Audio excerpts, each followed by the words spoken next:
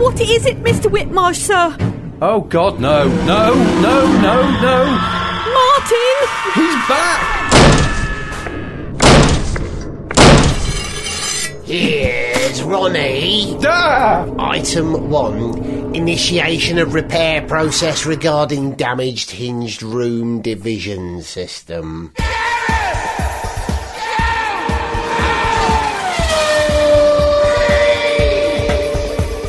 Hello and welcome to the Omni Shambles. That is Gareth Jones on speed. I'm Gareth, he's Zog. Hello. And he's Richard. Hello. I think we really must start with Michael Schumacher. Genuinely sorry to hear that Michael had such a dreadful turn of events. Dreadful bit of luck, I suppose. We don't know the circumstances under which he hurt himself whilst skiing. I mean, hands up, none of us were fans of Schumacher, were we? We appreciated him as a driver, we weren't fans of him, but we absolutely wish him well in his recovery, don't we? Yeah, just a horrible bit of luck that should happen when he's relaxing and enjoying his retirement from a very dangerous sport. But he's a father and a husband and a son, and there's nothing more to say. I think there's been a lot of stuff that's already been said. We don't know any more about his condition at the moment, except that he's described as being stable, and I hope he gets better. I hope he gets better, absolutely. We're not going to speculate, as Richard says, because we're not medically trained, but having had a conversation with my mate Bobby, who had quite a severe brain injury, about the possible outcomes, there are arguably 3 or 4 possible outcomes. 1, complete and utter full recovery, which would be wonderful. Recovery with minor long-term effects, whether that's headaches or memory loss, or recovery with more major brain damage where you could have memory loss, loss of speech, loss of physical movement in his body, or a worst case scenario, a much more damaged recovery, or perhaps no recovery whatsoever. But I'm hoping for any one of the top 3. I'd love to have him back with us. We wish you well, Michael. Proper sad. On to happier things. If Michael was racing, what number would he have chosen in this lottery of numbers which drivers have chosen for them to race in now? What would it be? How many World Championships did Schumacher win? 29? Yeah, something like that. Yeah, well, he'd have had the number 7. Who's got a 7 now? Let's consult our list. Thing is, you wouldn't want to choose a number of World Championships you had, because if you're racing in Formula 1 with a positive mental attitude, then you're always going to assume you'll win another one. Good point. So you wouldn't do something like that. I don't know. Let's have a look at who's gone for what, because this is quite interesting. I know that some of them have them for historical reasons. Yeah, like Fernando Alonso has chosen 14 because that was the number he had when he was karting as a kid. Yeah. And, so obviously that Raikkonen chose 7, probably just to stop Michael from having it if he came back, if he chose it before the accident. Michael would have had 7. Was there a reason for it? I think Raikkonen just chose it because it's what he had before, and he didn't really give it any more thought. Doesn't care. Exactly. Well, I think that's what he said. And again, that's one of the things he just basically... I literally Kimmy, can't be bothered. we love you for it. Yeah, absolutely. Imagine if Kimmy's number was actually just a shrug. And a sigh. Just a comma. Yeah.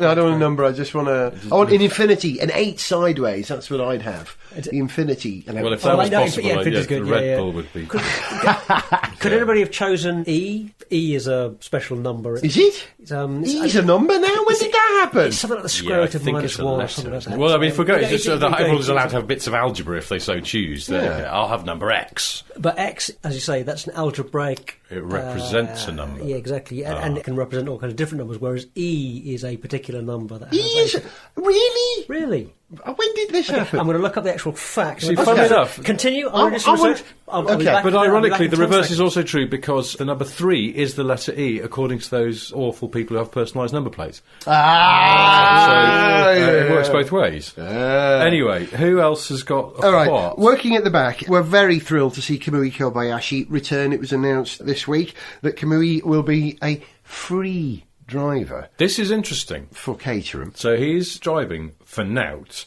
And will live off the fund he got from fans and well-wishers and what have you. Maybe, yeah. Because I read somewhere, I think, that he's bringing a few million with him. But then, I mean, things like life insurance for Formula 1 drivers alone to do their job is astronomically expensive. And then you've got all the yachts and roast swan and all that stuff that they become accustomed to. And I imagine But then he actually goes to work and he's doing it for nout, which is great. But I did see that quote. He said he just wants to drive. Yeah. Fair play. I think he's disguising the fact that he is a paid driver, and driving for now means I'm not taking a salary, but I will be bringing something. But from Putting who? a spin Well, I don't on know, it. but I mean, Caterham need some results this year. They haven't been delivering, and they need to get some points. And taking a pay driver isn't the way to do it. Did you hear what's his name? I was going to say Cyril Albuquerque. Yeah. Albuquerque. Albuquerque. Yeah, that's it. But I think it was actually Tony Albuquerque. Fernandez who said it. He said that if we finish at the back this year, we will give up. Yeah, that We was won't Tony be here Fernandez next year. said that. So it's been nice enjoying Caterham for the last few years, and we'll miss them next year, I think. The fact of it. I just wonder whether he's actually going, I don't want to do this anymore. So expensive. I'm just going to set this up now, so I'm not going to disappoint people too much in about 10 months' time. But yeah, it's not going to happen. I'm sure it's not, because there's a lot of money involved, but it just felt like an admission of defeat, didn't it? Yeah, It's just, yeah, I mean, yeah. I know he wasn't saying that, but that was the implication, because what is there to indicate they'll do any better? Of course, we don't know what the car would be like, but I can they tell don't you. have... Well, I the guess, budget of some other people. but surely you don't race in the expectation that you're going to carry on being rubbish and you're going to carry Yes, on finishing true. last. You know, they must expect that they're going to do better. Yeah, So, yeah. you know- And this season, with some of the change in the new engines and stuff, I was going to say all bets are off, but they're not really, are they? I would wager that Red Bull will be quite good, Ferrari will be quite good, McLaren, well, we don't know, but Well, we hey, don't here's know, another thing. but- Of course, Ron back at McLaren. Hang on, we'll come to that. Are we coming to that But one? Coming it to is true that. that the change of regulations does give more of an opportunity. I think not so much for some of the midfield and the back of the field teams to come up with something special or to pull off something really clever. But what it does mean, I think, is that there's going to be much more opportunity for reliability issues and other kind of problems to be affecting the teams that would otherwise be carrying on winning and coming second and third all the time. And that's going to give more of an opportunity for a team that's just done a good solid job with putting their car together, hasn't done anything remarkable, but they've got something reliable, and they're finishing the first races in the season. It gives them a chance to do a lot better than they otherwise would have done. So, Max Chilton for the championships, okay. Oh, undoubtedly. You were saying you didn't know what the Caterham car is going to be like. Apparently, it was said today that the Caterham car for this year has got a bit of Giga about it. It looks like it's from the movie HR Alien. gig. Oh, Yeah. really? Yeah. Crikey. Remains to That be was, seen. I think that was old Cyril Squirrel was saying that, He wasn't said it? I mean, that, yeah. Conceptually, But I I don't know kind why of he like said that that. idea, but you have to See, say I'm that- going to bet that it will actually just look like a Formula One car, because there's sort of certain rules that dictate it must. If it did look slightly mental, more power to them, but that's the trouble. Acid blood, that's what they've gone Slightly for. mental Really? doesn't Yeah. usually Based equate to on, aerodynamic, does it, though? On a real thing. Acid blood. Apparently inspired by insects that genuinely have acidic blood that they use to repel attackers. Oh, ants actually have acidic blood because, what was his name? Suter, the Indian medical genius 1,000 years ago, used to use ants as like little pinchers. Okay, that's a different thing. That's taking an ant, an Yeah. army ant. Yeah. You use it The you, pinchers you, to you hold get the the skin bite together. down on Yeah. the two sides of a wound. Ah, you yeah. then pull the body off. Yeah. And once you've pulled the body off, The head stays the clamped. head stays Organic clamped, and so stitches, you've got yeah. exactly organic But stitches. the blood or the guts of the ant was quite acidic and would help prevent infection, apparently. That was the joy of it. I'm a tiny bit sceptical, but I'm going to look this acid blood stuff up. But your coffee too acidic, or your veins and arteries would dissolve. Well, unless they were made no, of but think about it. citrus You know, your stomach material. acid is Yeah. very acidic. Your stomach does not dissolve because you've got a nice Yeah. mucous Lining, membrane true, yes, to yeah. protect it, and so you know you just got to have the right. Kind We digress. I love a mucous membrane. Okay, I Marcus, like their second album particularly. Marcus Ericsson, not to be confused with... Sony Ericsson, the mobile phone manufacturer. or Kevin Magnussen. That's going to get me mixed up this year. Marcus Ericsson, the Swede, is number 9. Kamui Kobayashi, 10. Is that the number of chassis he's going to get through this year, perhaps? So this is a pure coincidence. I suppose Kobayashi wasn't sure that he was ever going to be back, and it was only announced this week, although he's supposedly been in talks with them for a while. He chose Did he 10 have to because that was chose his debut 10? number with Oh, was it? Toyota, apparently, yeah. Oh, okay. Max Chilton, 4. That's the number of millions he's bringing per race, is that right? Why has he chosen that? We should have looked this up, but we haven't, so let's just speculate. Yes, Okay. Jules Bianchi's chosen 17. 17. The number of races he expects to finish in F1 this year, I don't know. Or So that not, wouldn't be not too bad. finish. No, actually, Bianchi's very good, isn't he? Fair play. He's very good. He's all right. Valtteri Bottas is one of my favourite numbers. He chose 77 because you can write Bottas with 2 7s instead of 2 T's. And I like that integration of the brand. He asked for 7, 27 or 77, I think. Is that right? I think. Yeah, but unfortunately, when they rang and asked him what he wanted to race under, he was trying to order some Chinese food, and this was all rather embarrassing for him. Felipe Massa, 19. No. Yes. Felipe Massa. So he's a Paul Hardcastle fan, is what we're saying. Yeah. Daniel, how do we say this? Kvyat, I think. 26. He's got Gerhard Berger's. Right, now, so this is the Toro Rosso team. So Jean-Eric Verne has gone for 25, and Daniel Kvyat has gone for 26.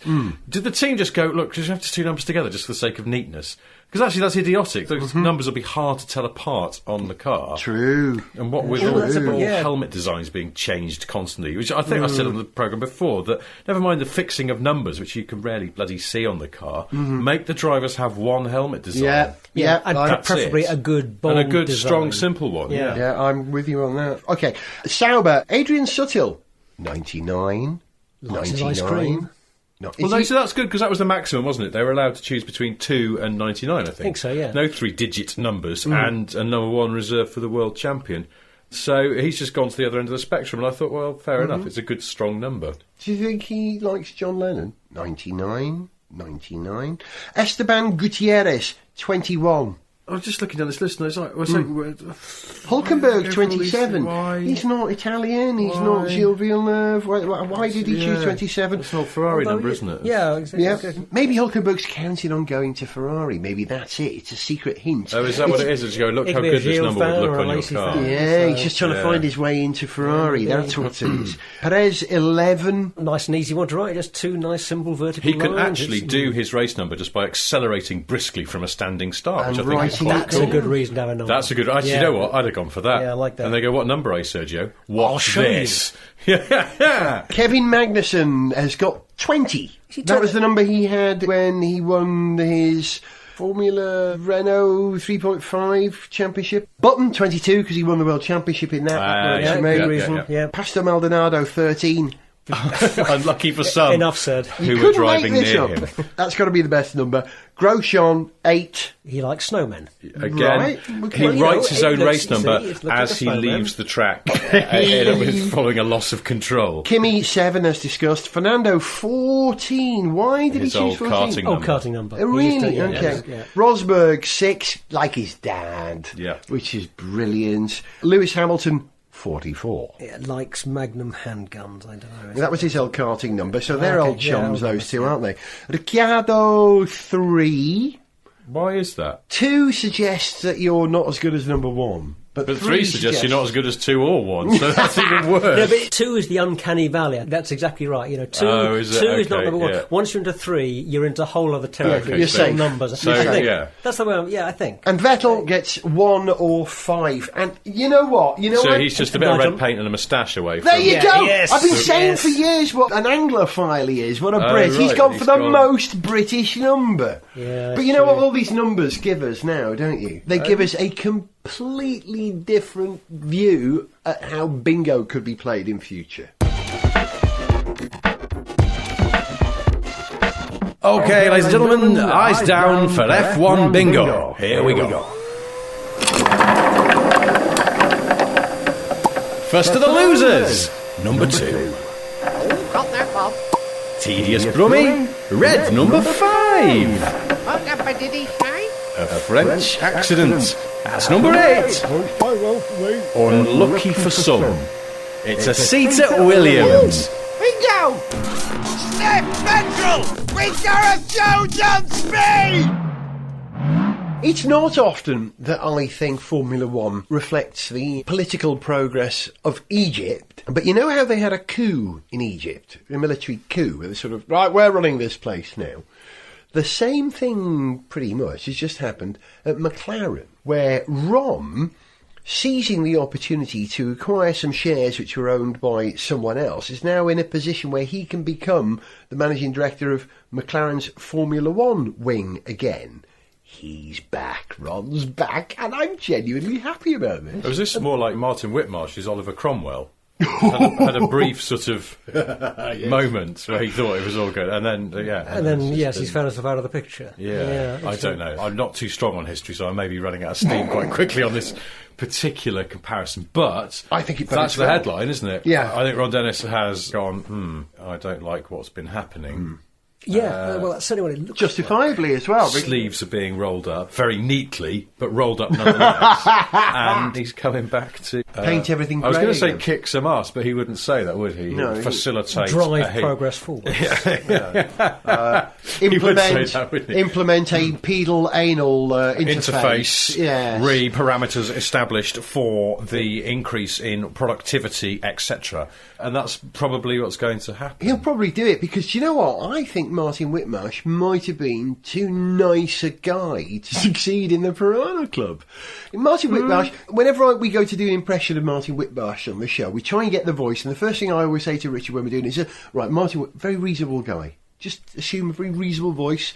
He always answers things. Yes, well, you could say that, but that's a very reasonable man. And I think reason's probably not the way to go for success in F1. You have to be a bit more of a pedal anal interface merchant. And that sounds terrible when you say it out of context. I mean, it's someone who kicks us. There are other ways of interpreting it. Yeah, but I'm not convinced by this argument, though, that to do well in F1, you've got to be a bastard. And I don't think that's true for drivers. I don't think it's true for team principals. I think it's other qualities for both of them that make them work, that make them very good at it. I do think that there is often a correlation between people tending slightly more towards the bastardish end of the spectrum, towards the overly competitive end of the spectrum, and being very, very good.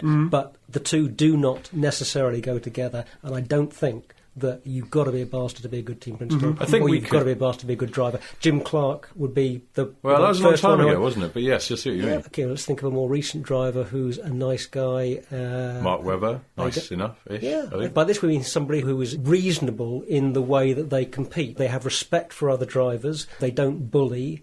They go out and they do their job by being good at their end of it. They do the best job they can with the equipment they've got, and Webber is a decent example. Well, he once handed my wife a cup of coffee. Oh, well, that's all the evidence. I say that flippantly, but people in that position, they would on a shoot doing some stuff. They don't even hand themselves. They don't even hand. They get minions to do it. But yes, the people who are still able to show a sliver of humanity and decency towards others in very simple tasks that require no effort, they're probably some fundamental goodness within them. But I think you could probably compile a list of team principals who you imagine shout at their staff quite a lot. We probably shouldn't. It might be legally actionable in case it's not true, but why not, if you're listening to this, think of a team principal you imagine is an absolute to work for, and then email it to us and we'll silently agree or disagree. No correspondence will be entered into. Talking about evil overlords... Oh, I can see where this is going. Bernie Ecclestone, yeah. Now, can anyone clarify what's happened here? Bernie has stood down from the board. Yes. He's still running the show, but he's not allowed to admit that he is. And he's not allowed to sign cheques on his own, I think. Really? Yeah. Yes. Really? Yeah, things like that have to be... So, this was that holding company, the Jersey-based place that is... Bambino. No, they're called... Bambino, you think his Bambino, think of the family trust? No, Bambino? There's this other one. I can't remember what they're bloody called. I only wrote it down the other day. Ecclestone Limited. Anyway, they've got a funny name like Aston Clinton or something, but not that. So that's what he stepped down from. The board of technically runs or controls F1, but he still runs it day to day. I don't quite understand it. Yeah. Well, so he's still running the shop. He's just not allowed into the back office to cash up of an evening. But I think one should also be a little bit cautious about maybe believing everything that you read about maybe what he is or isn't doing or what is happening in respect of all this, because I think there's no doubt that given that he's facing a criminal prosecution in Germany for bribery, that's not a minor offence. No. And if he's convicted, that would presumably make it a lot harder for him to carry on wielding the kind of power that he has in the sport. At least in publicly. Prison, yes, but it's not attractive, I think, to a lot of sponsors if the sport is tainted by an association like that, without making any judgment about whether he is guilty or not, or is going to be found guilty or not. Were he to be found guilty, that just looks bad for the sport, and that is going to put off sponsors. It just makes it a lot harder for him to wield the kind of authority and the power that he has done. Yeah. And it's a safe bet that if things don't go his way in court, he's going to be a less influential person in F1. But there's a wider thing here, which is, how old is Eccleston now? 83, something like that? I think he's older than Mr. Burns in The Simpsons. Monkey glands. That's what keeps him going. I should have looked this up, but he's not a young man. Now, there's clearly a degree of indestructibility about him, and he will live to be 120 just to irritate people. But you're right, assuming that plan doesn't go entirely his way, at some point in, I would hope, our lifetimes, his lifetime running F1 will be over for whatever reason. Yeah. Who's stepping in to run the sport? Because it strikes me, much though we may grouse about Bernie, at least with his rule of iron, Formula One is organised, stuff happens. It's like the buck stops with him. And the level of what you might uncharitably call micromanagement, but more generously say is attention to detail, is incredible. I'll give you an example. We filmed with Top Gear at the Monaco Grand Prix 3 years ago, I think. We wanted to drive around the track while it was all closed off on race weekend. And we needed to get our film crews and things into the inner sanctum, which requires the right kind of passes and then filming permits, all these other things. And my executive producer, Andy Willman, got hold of Bernie himself on the phone and said, can you make this happen? And it's just Bernie's say-so. And he went, yeah, I'm going to allow this. Yeah, that's fine. I'll sort you out the passes. And Andy said, well, who should I speak to in your office about getting those passes and things like that? Speak to me. Really? I was like, well, no, Bernie, you've got way bigger things to be worrying about. So give me the name and number of someone and I'll just talk to them directly. Because, we're going to have to change names and we don't know exactly who our cameramen are and stuff like that. No, sorry, just you let me know. Yeah. It's like he wants to keep an eye on this stuff. Yeah. He wants to know what's going on at a very, very small level. Well, he works very hard at it, and he has worked very hard at making sure the show goes on and that the show is spectacular and that the show is as successful as it is. He's made himself and a lot of other people very rich in the process, and he's given us a fantastic show to watch. Yeah, well, he gets it done without a committee, and there's many people will tell you, if you want to get something done, don't have a committee. Yeah. You can instigate things. I find, living in a relationship with someone else, that it's hard to make decisions on things. On Friday, do you want this? Oh, no, I've got to check with Violet. Oh, my God, have you ever tried decorating a house when there's two of you? Yeah. Even though my wife and I think have very similar taste, but we're almost crippled by the decision-making process. And as a consequence, things happen incredibly slowly. Just even putting a picture up. Or they happen incredibly quickly when you want to do it before somebody else notices or gets a chance it has occurred to me where I was just going to wall. put some pictures up once. So I just thought, bugger it, I'm going to go and do this, and then we'll live with the consequences. And I thought, oh, but no, what if she really hates it? Then I'll just have to do it again. And what if I do it so quickly just to make a point that I don't like where these pictures are, and then I'm just, forget it, we'll just spend 6 months deciding. Do you know what just happened here? Something that's never happened on this programme before. We've actually all just, here and now, reasoned why we think Bernie is a good idea. Isn't that terrifying? We don't want him to know. I think, yes. Much so we mock him. I think when you consider the alternative, which may be some kind of mealy-mouthed committee, or someone who doesn't rule with a rod of iron and allows some kind of turf war-y type thing to break out again with rival factions. Oh, we're going to set up another race series. 'Cause let's be honest, it almost happened, didn't it? All the manufacturers did, and Bernie just went, no, you're not. Yeah, and that's the end of that. I don't think I made myself clear. It's hard to imagine anybody else doing as good a job. Let's hope Bernie is found not guilty. And let's hope the monkey glands keep working.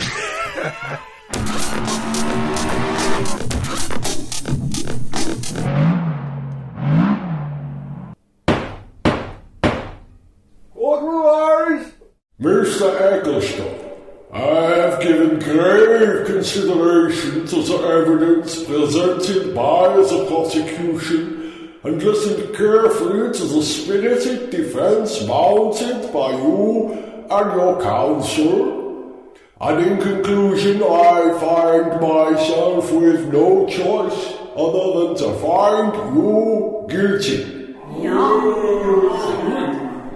I hereby sentence you to 6 years in prison. But since this is the last trial of the season, I'm doubling that to 12 years. Gareth Jones on speed.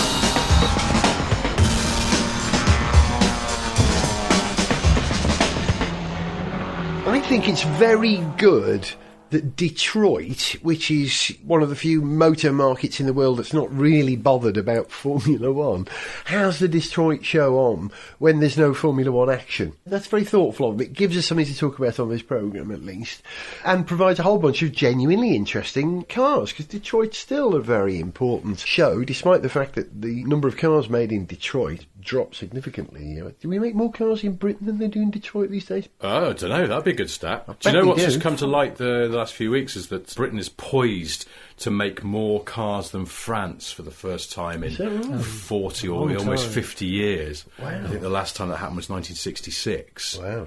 But French manufacturing is in decline, and they're desperately trying to close factories to save PSA. Yeah. And manufacturing in Britain is actually doing quite well. With JLR extraordinarily and well. Nissan about to start making a small Infinity and all this Toyota sort of stuff. are still Toyota cranking them out in Burnaston, and sending them all over the world, and it's all good. But yeah, I don't know about Detroit. That would be an amazing stat. Truth is, they haven't made a lot of American cars in Detroit for years. Mm-hmm. I mean, you think about the Corvette, that symbol of American sports car pride. Where's it made? It's made in Kentucky. Is it? Oh, of course. Down it is, in a place called Bowling Green, but it has been for as long as anyone can remember. Detroit's been in horrible decline for a long time. In fact, a lot of cars are made up in Canada. Another great American symbol for old school American metal, the Ford Crown Vic and the Lincoln Town Car, the last body-on frame cars, just gone out of production, last year or year before. Canadian made in Canada. Yeah. And so, the actual stuff that gets made in Detroit, relatively, is small, because there's factories out in California and all down in the south. There's a lot of newer factories down there. Toyota build a lot in Canada as well, don't they? Yeah, and Toyota have a place in somewhere else as well. It's not Detroit. And then Merck are in Alabama, and BMW are in South Carolina, and Chrysler in Canada and Chrysler, China. in Canada. The American motor industry basically is Canadian. That's It really is. Well, like that's Bill Shatner. Yeah. And Dan Aykroyd and Steve Martin. Let's not start on the famous Canadians game. It goes on forever. Neil Young, etc. But some of the cars that caught our attention, Zog, I know you're excited by a Toyota. That's not a sentence you hear every day, is it? Well, no, but that FT1, Toyota FT1, it's Yeah. a spectacular concept. Unless I missed it, they didn't give away many details about what's under the 'cause skin. there aren't many details. But that skin is spectacular. It's Absolutely great. wonderful. Yeah. Apparently, So- there's some guy, the project manager or something on it, who said, when people go, oh, so this is the new Supra, is it? You bring the Supra back. And he said, well, I get asked about that more than anything else. I'll be at a party and someone will say, when are you bringing the Supra back? And he always has to say, well, did you buy the last Supra? Oh, no. It's like, well, there's your problem then. Everyone likes the idea of there being a Supra, but no one actually wants to pay their own money for it. So Or it's can hard indeed to... afford to do it. it's just, But I mean, this it is may the- never happen. But unless they change the concept a fair bit, I wouldn't say this is the new Supra, because, I mean, other than it being front-wheel drive, that concept is a more spectacular looking car, and you would expect it to have more spectacular performance than the Supra. Well, Supras are pretty quick cars. They weren't slow. I'm not saying they're slow, but this is cranking it up a notch. And do you know what it is, though? It's a statement of intent. There are two reasons why that car might happen, or something similar. The first one is because Toyota has a new mantra, no more boring cars. And that FT1 was meant to symbolise the new thinking. We're going to be exciting, we're going to be surprising. Because nobody saw that car coming. It wasn't released in advance, there were no details about it. It was just, woof, look, cover comes off at a motor show and everyone went, wow, look at that. You didn't see that coming. They certainly succeeded in that. But the second reason why it might happen is because for the US market, what we know as the Toyota GT86 is a Scion over there.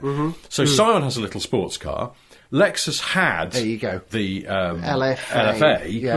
I mean, that's gone, but still, the memory lives on. Yeah, and it was yeah. so hallowed that I think it'll echo on for a while. And now they've got that new car, the RCF, which is one of the stars of Detroit as well. I love which it. is great looking coupe with a 5-litre V8. Rawr. So Lexus got a sports car. Scion have got a sports car. Toyota, So Toyota, no more there's a boring gap for cars. Toyota. Just Yeah, to yeah. make a point, they could do with a sports car, even if it doesn't sell that many, because people don't buy that many. And cars. I think I've they've been- been clever here because they've sort of identified their own IP, if you like. And it's sort of joining the dots. You know, you've got the LFA up here, you've got the GT86 down here, and the FT1 is sort of straddling those two, it taking makes sense. elements of both ideas that they developed very well in both those cars and meeting it in the middle. I think that's a shrewd bit of thinking. Fair play, Toyota. Well, let's hope that when they actually produce the road car, which it looks like they're going to by the... Yep. You know, you get the feeling that from the rumours, it seems that it's more likely than not to happen.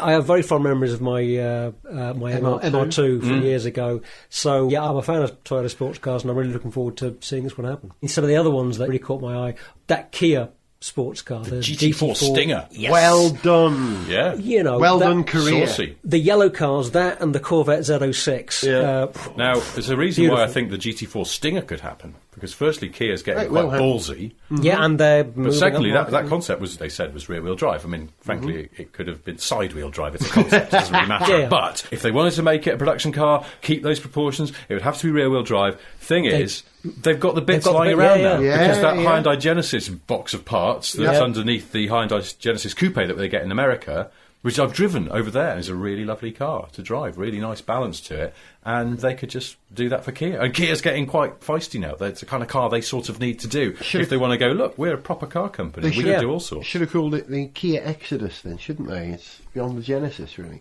I was going to say, at the risk of sounding like Richard, Oh, no. here's the thing.